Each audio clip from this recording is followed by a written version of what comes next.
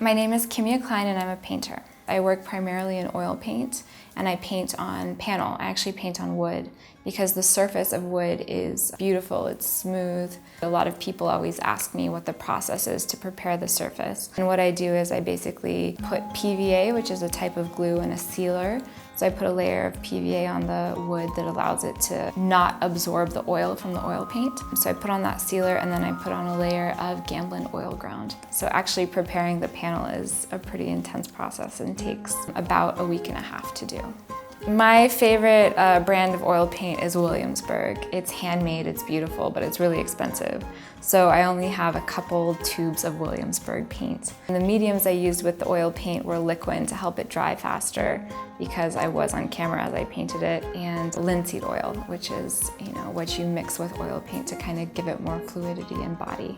The theme I chose today was memory. The reason is because in a way it makes up who we are. It shapes our own personal history. And I think it also connects us to others. Memory is both individual and collective. There's also something truly real and truly constructed about any memory that we have. In the whole process of painting, painting is also very real. You're creating an image, but it's also very constructed. And I liked this notion that the process of painting was relevant and reflected in the process of memory and of making a memory. I think our good memories give us hope and allow us to press on. And I think our negative memories or our bad memories oftentimes hold us back. And sometimes we let them get the better of us. The image I chose was one that I found in a big old green trunk in my parents' house in their garage. And it's an image of my father's vacation home when he was a child and a teenager in Iran. Both my parents are from Iran and they were forced to leave due to religious persecution because they're members of the Baha'i faith. And because of that, I have never been able to go to Iran, even though both my parents and my culture is from that country.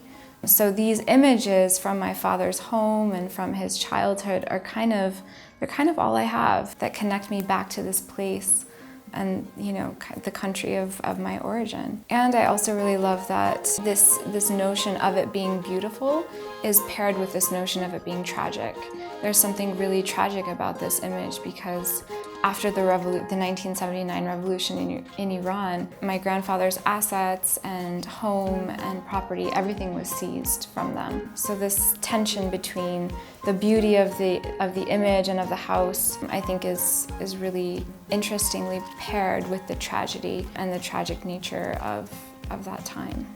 I think since I have never been able to visit Iran myself and see it firsthand and have a primary experience, these images are kind of the closest thing I have. Even though they are my father's primary experience, engaging with them and making paintings from them and studying them kind of allows me, in effect, to engage in a relationship with them. And the painting is sort of this intersection of my own memories mingling with my father's. What I tried to do in the painting was stay true to the house, like to the architecture of it, the colors, but at the same time, I chose to exaggerate some colors over the others and enhance contrast in certain areas versus others.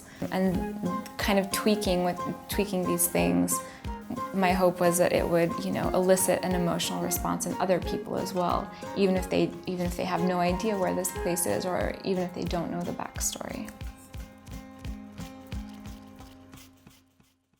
SoulPancake, subscribe!